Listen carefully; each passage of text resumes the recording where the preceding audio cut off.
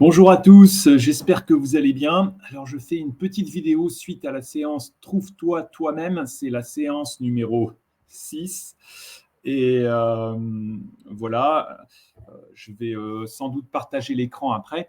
Mais là, je vais commencer simplement sans partager l'écran, hein. Vous pouvez prendre la vidéo numéro 6, la regarder, et puis après, vous pouvez aussi écouter ce que j'ai à dire dessus.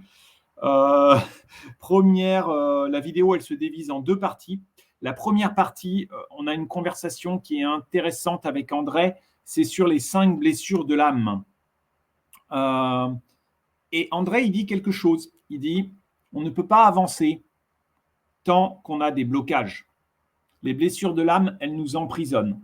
Qu'est-ce que c'est les blessures de l'âme? Est-ce que c'est des blessures de l'enfance, la personnalité qui s'est formée au niveau de l'enfance? Est-ce que c'est plus profond que ça? Je ne sais pas. Mais en tout cas, ces blessures, on les a tous. On a tous des espèces de traumatismes qui nous ont, qui font de nous un peu des personnalités un peu plus fragmentées, hein. Et donc, voilà, André, c'est à la minute 7 là. Je prends, qu'est-ce qu'il a dit? Elle nous emprisonne dans des schémas répétitifs de souffrance. Et je suis tout à fait d'accord avec ça. Et c'est pour ça que j'ai beaucoup de chance qu'André me suive justement pour les séances. Et je pense que se réintégrer soi-même, briser des schémas, ça peut être des schémas de pensée, des schémas d'information, mais ces schémas, ils sont au-delà du conscient. C'est un comportement. Alors, on peut écouter ce que les autres ont à dire de nous, dire bah tiens, tu t'habilles mal, ou tiens, tu fais ça, et puis par rapport, essayer de se confronter. Parfois, on l'accepte, parfois, on ne l'accepte pas. Mais parfois, c'est le regard de l'autre qui n'est pas important. Finalement, les autres, on s'en fout. Mais parfois, c'est une part de vérité qui veut dire oui, il y a quelque chose dans ma vie et je dois arriver à modifier mon formatage, quoi, à modifier, à me retrouver, hein, pour retrouver qui je suis. Alors, je crois que c'est à la minute 16h40, André, quand il dit une chose importante, c'est l'équilibre, retrouver un équilibre dans nos vies. On a toujours un certain équilibre, mais jusqu'à quel point va l'équilibre alors?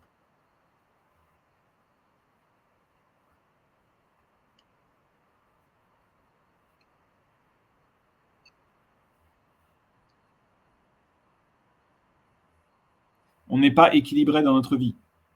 Quel équilibre on veut trouver?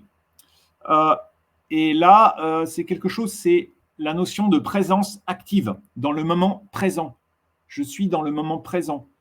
Et qu'est-ce que je fais maintenant dans ce moment présent? Quand je fais face à l'autre, quand je fais face, qu'est-ce que je fais et comment je vais être dans la présence? Il y a une notion qui est intéressante, qui est la notion de la loi de l'attraction. C'est-à-dire ce qu'on a à l'intérieur de nous-mêmes va attirer l'autre, ou au contraire rejeter l'autre. Ou pas seulement l'autre, c'est tout, tout. Tout va se passer parce que ce qui nous arrive est le reflet de ce qui est à l'intérieur de nous-mêmes. Si moi, à l'intérieur de moi-même, j'ai des colères, des peurs, des angoisses, ben, sans doute que elles vont se refléter à l'extérieur, même de façon invisible, dans une communication non verbale. Et les autres vont le ressentir. Les animaux, ils sont sensibles souvent aux émotions humaines. Ils viennent, ils reniflent d'ailleurs. Ils viennent vous renifler comme ça, les animaux. Et ça, j'ai toujours trouvé que c'était intéressant parce que les animaux, bah, qu'est-ce qu'ils ressentent? Qu'est-ce qu'ils perçoivent? Bah, ils perçoivent la peur, ils perçoivent les angoisses, ils perçoivent le mal-être, hein. Donc on ne peut pas se cacher, on peut pas se cacher, hein. Et on ne peut pas se cacher à nous-mêmes et on ne peut pas se cacher c'est le subconscient qui parle, hein. D'ailleurs, je pense que c'est pour ça aussi, hein, très intéressant que certaines personnes, bah, ils ont accès à ces couches qui sont autour de nous. Comme un animal, il va le sentir, mais qu'un voyant, bah, il va savoir. Et donc, il va avoir des informations sur les personnes, parce qu'il va percevoir dans ses couches. Et quelqu'un qui est vraiment, qui arrive à être dans la verticalité, bah oui, il est capable après de percevoir beaucoup de choses comme ça. C'est ça. Euh, à la minute 20, il a dit se rendre et s'accepter tel que tu es. Accepter l'ombre qui existe en toi.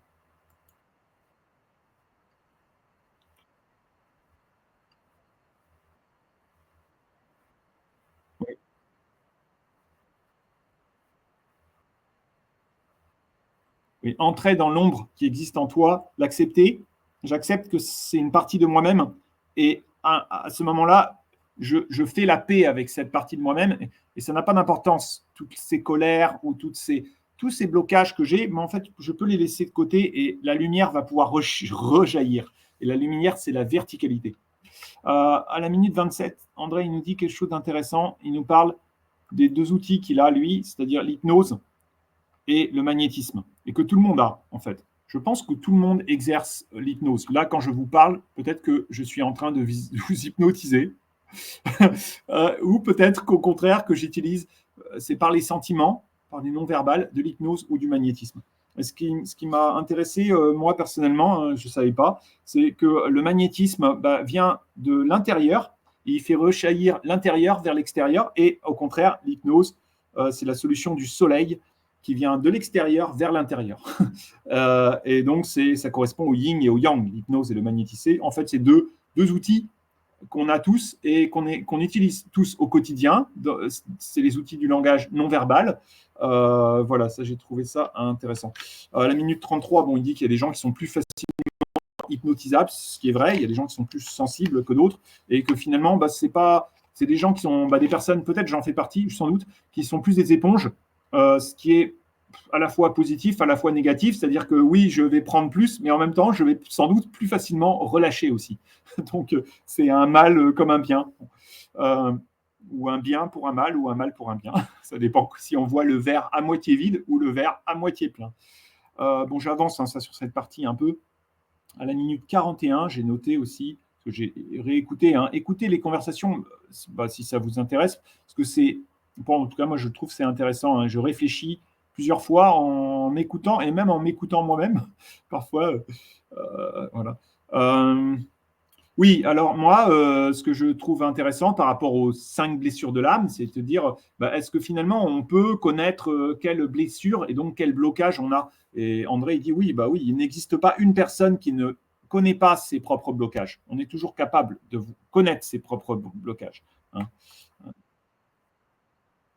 Ouais. Bon, il n'existe pas. Va voir à la minute 46-32. 46-32, je ne sais pas si vous entendez bien. D'ailleurs, j'ai mis assez fort l'audio là aussi. 46-32, va voir la personne. Ah oui, ça c'est très intéressant, très intéressant. C'est-à-dire, ok, tous ces blocages, qu'est-ce qu'on peut faire pour les débloquer? Qu'est-ce qu'on peut faire? Eh bien, on peut faire une psychanalyse.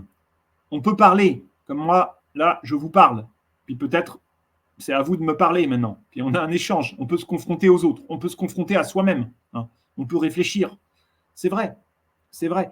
Mais ça va prendre beaucoup de temps. On peut aussi méditer, essayer de rentrer peut-être dans la prière ou essayer de rentrer dans le silence, dans la respiration, le yoga. Il y a peut-être faire du sport.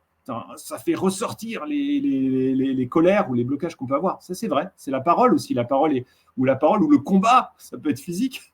On peut frapper un mur, casser des assiettes. Hein. Mais finalement,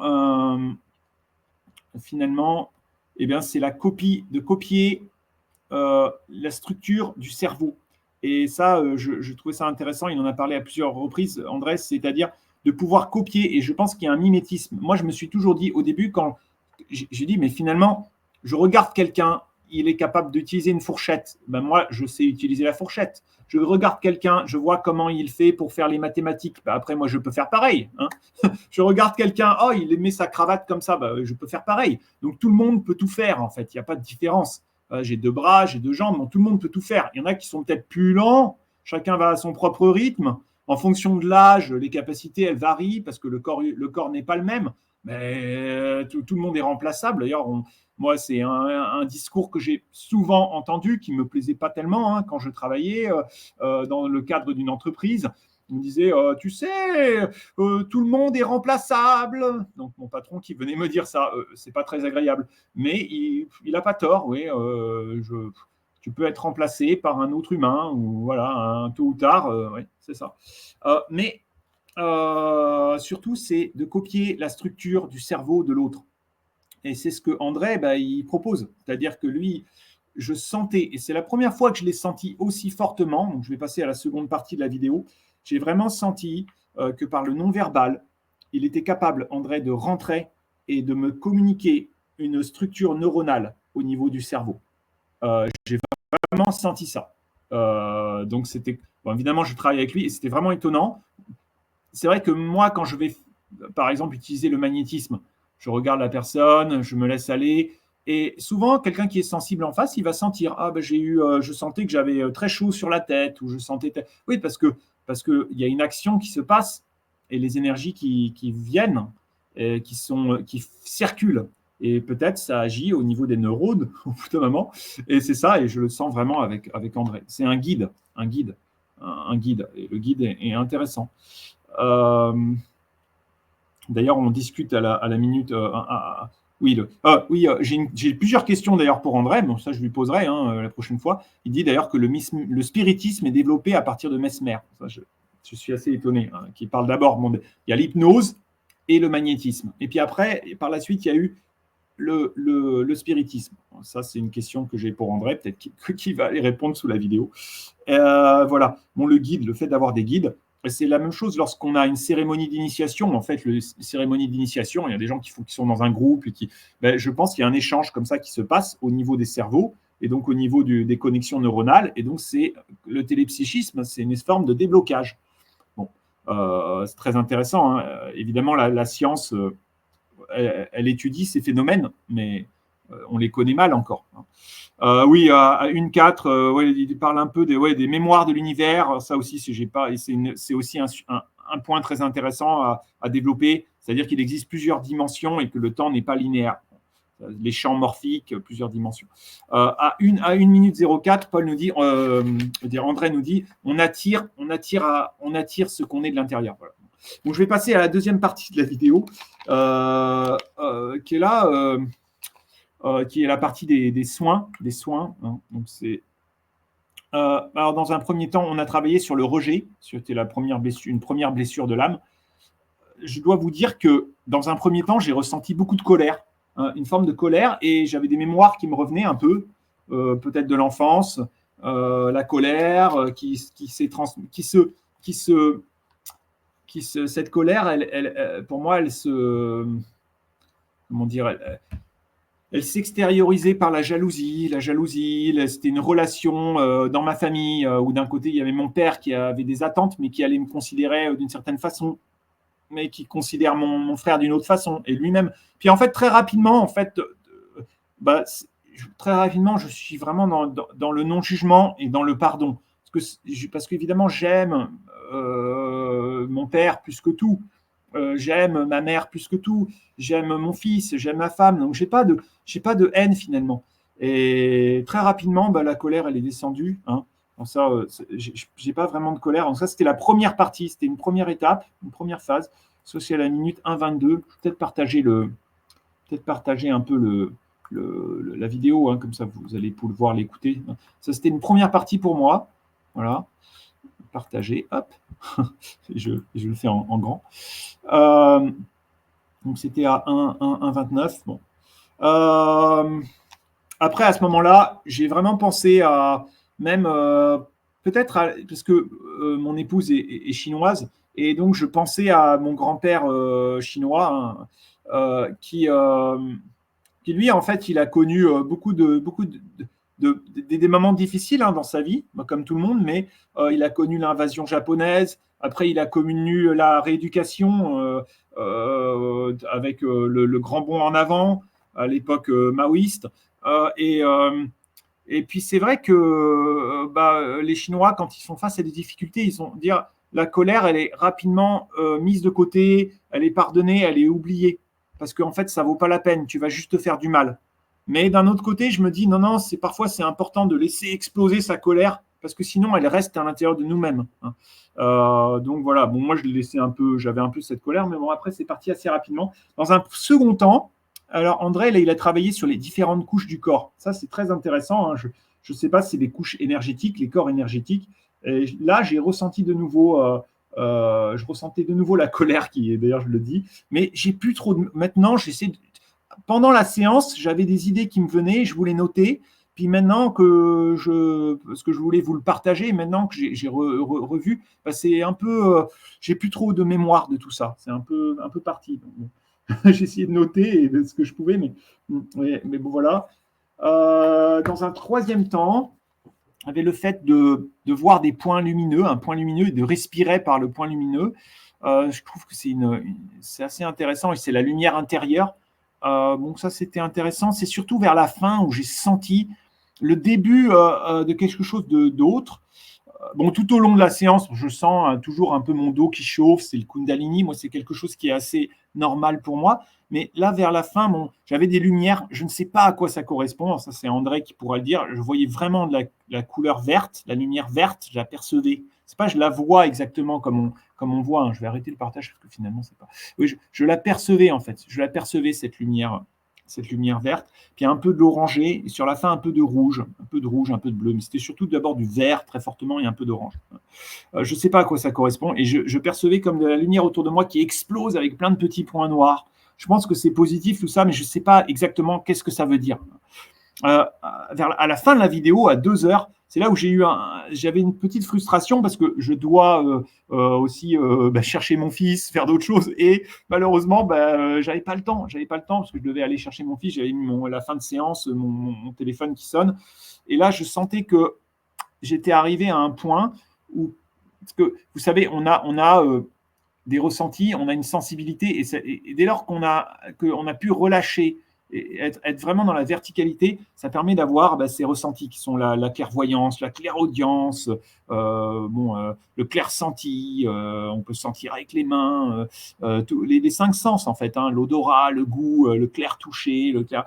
Et je sentais, pour la première fois, c'est vrai que parfois j'entends un peu avec des sons que j'entendais pas avant, mais j'avais l'impression que j'étais à la limite d'avoir des goûts différents, d'avoir des odeurs différentes, d'avoir des sons différents, mais c'était encore très très léger, mais j'avais le sentiment que il y a quelque chose qui se passe. En tout cas, j'ai senti pas mal sur le cerveau.